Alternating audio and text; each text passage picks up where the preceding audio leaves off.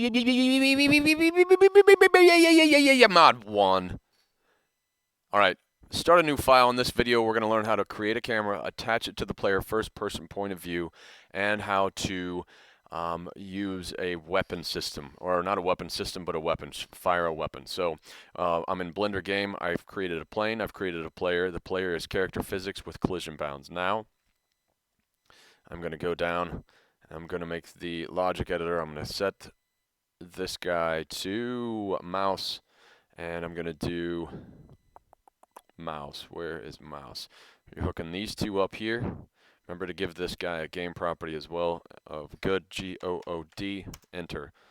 Alright, so we're going to make the mouse event be movement, and we're going to do look, and you have to check this box right here. So now when you press play, he's moving around, okay? So when you do that, you really only need to make forwards and backwards movement because the left and right will move as you're going along. So I'm going to do a keyboard and then another keyboard, and then I'm going to set up motion and add another motion. All right. So when I add the camera, I'm going to add it to this angle here, meaning that X in my case is forward. So I'm going to use this as my forward motion, and I'm going to go here and say W is my forward motion, and X, which is this axis right here, forward is going to be 0.5, and I'm going to collapse this, and I'm going to name this forward so I know what it is. Enter, collapse, and I'll name this back word, and this is going to be A. Why not? Alright, I'm going to hook this up, and this is going to be negative 0.5 on this axis right here. So when I press P, W shoots through the board, so I need to slow that down. So this is I'm just gonna add a 0, so it's 0.05 and negative 0.05. Alright, when I press P, forward, backward, alright. Press P again, forward, moving with the mouse, backward, moving with the mouse, forward. Alright, now we're going to add a camera. So I'm going to press on the numpad, period. This zooms right in. I want to look at this guy from the side view. So I'm going to look at it from this view right here. I'm going to get down. Forward is obviously forward on the X, like I said. So I'm going to get down right directly behind him. And I'm going to press Shift A. I have the player selected. I'm going to add a camera. It puts it wherever your cursor is here. So I'm going to set it up behind him, and I'll press 0 on the numpad to go into the view of the camera. And I need to move it back a little bit. So I'm going to get out of the camera by pressing 0 again, and I'm going to move it back on the X-axis, move it up a little bit, press 0. Okay, I still need to go back further, so I'm going to press 0 on the numpad. And what I'm going to do in the camera view is, actually, let's just scoot it back a little more. Alright, I'm going to move it from here. So I'm in the camera view. The camera is selected because it's yellow right here. I'm going to press G for move, and I'm going to do Z for the Z axis, and I'm going to keep this here. Alright, and now I'm going to press 0 to get out of the camera view. Alright, that seems good. I can adjust that later if I need to. But what I'm going to do, I have the camera selected first, so I'll deselect by pressing A, select the camera, make sure you have that selected, nothing else. I'm going to hold Shift, and I'm going to select, right-click on the player, and I'm going to press Control-P.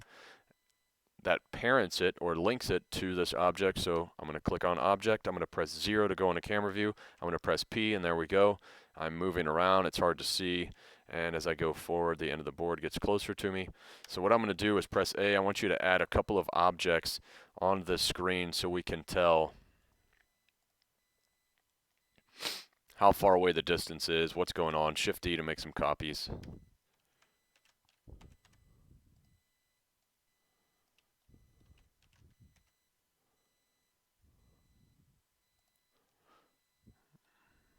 Okay. Alright, so I go back in the camera view, 0 on the numpad. You can zoom in and out with your mouse. P. Now I can look around and kind of get a better idea of where everything's at. Okay. So that is how you do that. that is the first part, and now the second part, we're going to add a weapon system to this guy, okay? So I'm going to click on this guy right here. I'm going to left click on him, so I send the cursor right to him, or this player right here. And now I'm going to press Shift A, and I'm going to add an empty, plane axis empty. I'm going to move it outside of him. I'm going to scale it down a little bit. I'm going to press Control A to reset the rotation and scale. Whoops, I didn't mean to do that. So I'll leave it there. Now I'm going to parent it to the player. So I have the empty selected. I'm holding Shift. I click on the player, Control P. That links it to the object. This is where the bullet or the ammunition, whatever it is going to come out of, whatever it happens to be. But we have to make it, and we have to put it on its own layer, okay? So right here, I'm just going to click on this empty spot. You can also access this layer by pressing 2 on the keyboard, not the numpad, and I can press 1 to go back to a regular layer, so I'm going to press 2. I'm going to send this cursor to the center of the screen, Shift S, cursor to center. I'm going to press Shift A, and I'm going to, actually, out here, I'm going to press A to make sure nothing's selected and accidentally from the other scene. And I'm going to press Shift A. I'm going to add a mesh. Let's make it a UV sphere. I'm going to scale it way down. I'm going to make it yellow so it's easy to see. Make it shadeless so it just glows. And I'm going to press Control A to reset the rotation and scale of this. I'm going to set it to a dynamic object, an actor, and I'm going to lock it. It's going to go, so the player is moving forward on the x-axis. My player, I'll press 1 on the keyboard. My player's forward movement is on the x-axis. So I obviously want the ammunition to go on the x-axis. If I were to make it a different axis, say the y, and I send this ammunition into this scene and it moves on the y-axis, it's going to shoot out to the side. So I want it to be the same exact axis that my player is going. So the motion on this is going to go forward, but first I have to reset the collision bounds there. So now this is always going to be moving on the x-axis. So motion, and I want it to move faster than the player. The player's moving at 0.05, so I'm going to make the location on the x-axis be let's say 0.75. And then I'm going to zoom out to test it by pressing P. So it's always going to be moving. Okay? And now, if you look at it from the side here, we will see that this bullet is like lobbed. It's going to go down because it has gravity. It's taking an arc path. So we want to lock the Z and the Y axis, so it just, and the X. So when we press P, it just goes. All right?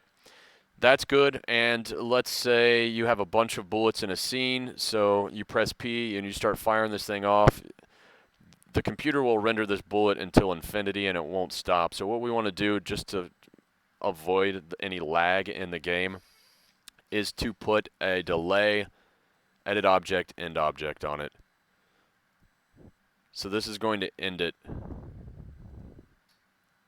after, let's say, it's 30 frames. I don't know what the frames rate is in this, 20 something, 26. So I'm just going to say the delay here, let's say 60, and then it's going to end itself, and we'll test it out to see what that looks like. Okay.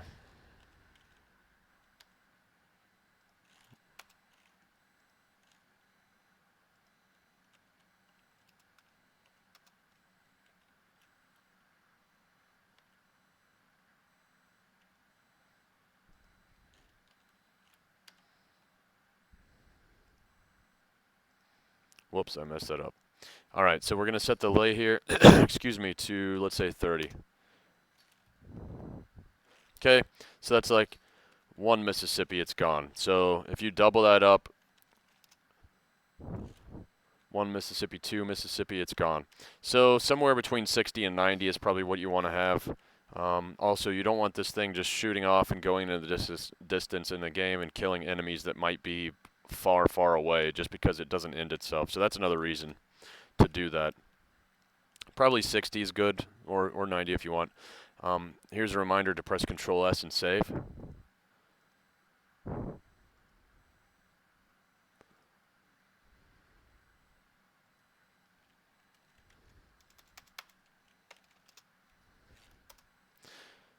All right, so now let's test it out. I'm going to press 0 to go into the camera view, and I'm going to press P, And I'm going to move around. Actually, I haven't set up anything yet, have I? All right, so we can't test it out.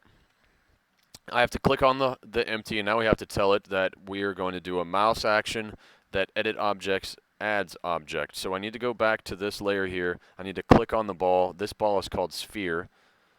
So here, when I reference that, I'm looking for sphere, which is right there. I'm going to hook this up, and the left button is going to trigger to add sphere. So I press 0 in the camera view, I press P, and I'm shooting here.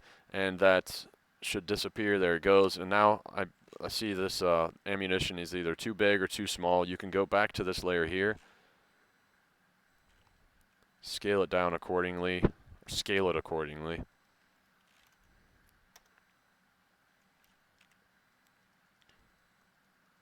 Okay, so I'm going to shoot one of these buildings and have it disappear.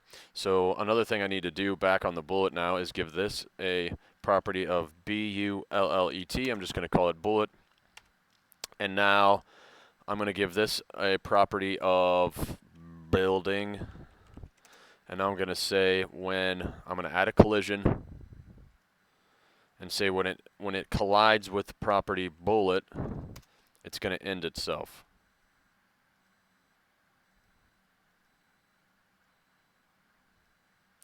Okay, so that's this building here. I'm going to go in the camera view, press P, look at that building, and shoot it, and it goes away. Okay, you should also put on the building, on the ammo, the same thing. So when it hits the building, it should end itself too. You don't want bullets flying all over the place. So when it says, what was the property of that building? Building. Okay, collision with the building. It edit object ends object. So I'm going to add an and I'm just going to steal this end object right there that's already there. So I'll test that out to see if it works. I might have to put its own end object. Yep, it ends itself as well. So you can do that sometimes. If there's already something over here that you need, there's no sense in making it again, especially an edit object, end object.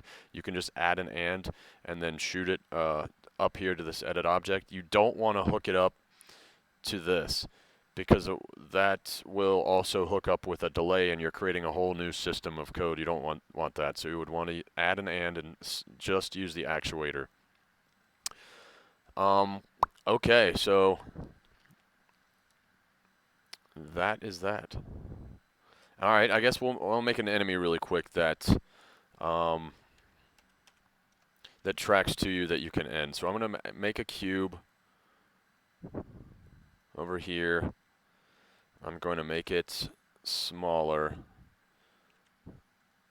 I'm going to give it dynamic. It's an actor, it has collision bounds. When I press P, it should fall. And I'll give it a color.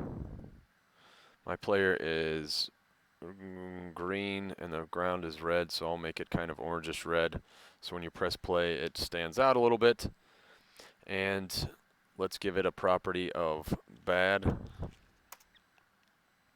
And it is always going to track or steer. It's going to steer towards this player. So target object, obviously for it, would be the player.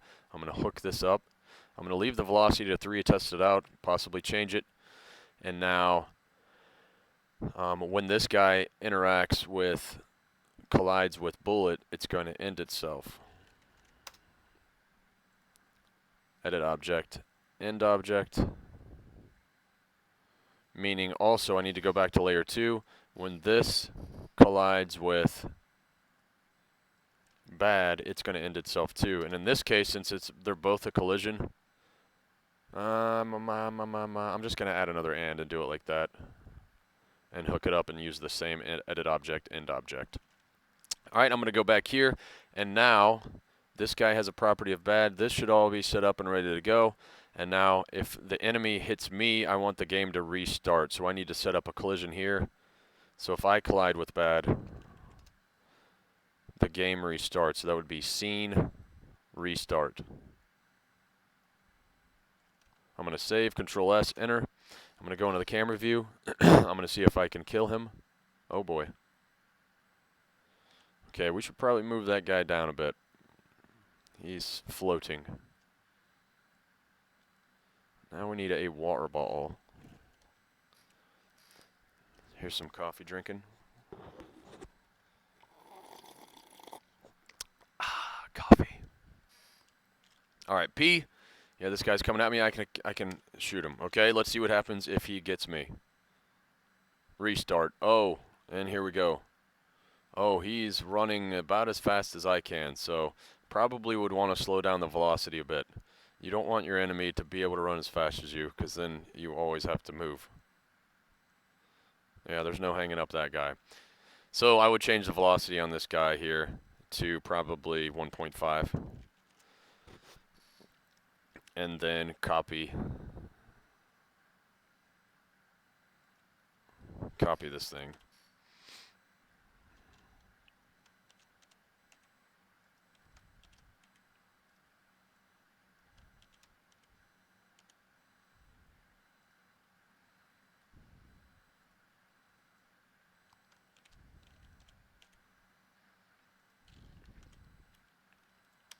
All right, I'm going to go into the camera view, and here we go.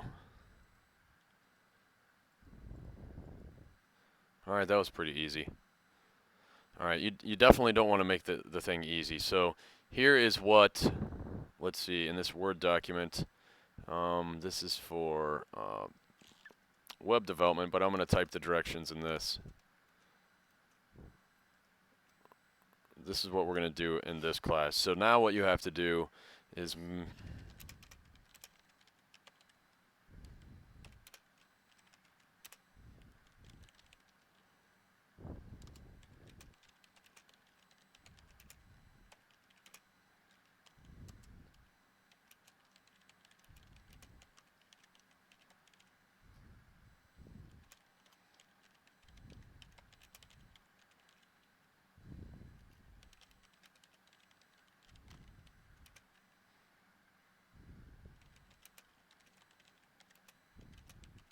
there we go. Make 3 platform games. You're going to copy this platform at least 3 times. When I say add obstacles, that could be anything as simple as these boxes, or you can get creative and start creating editable polys. This is up to you. This is an opportunity to make your first interesting, fun game, or you can just get by and squeak by and make something boring like this and Shift G a couple platforms. So make sure there's a way to jump from platform to platform. Don't just put them right next to each other. That doesn't work. A good way to get some distance would be to do that. So if I go into the camera view and I press P and I'm running, I don't know there's a platform down there. You should always give the player at least a little bit of knowledge that something is there. So that's why probably going up might be the best way, or at least giving a little bit of, let's see if I can see that.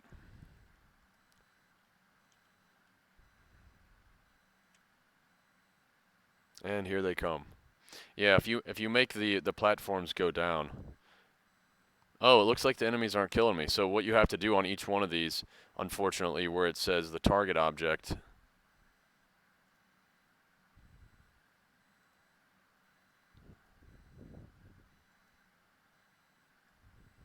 let's see, why is it not killing you?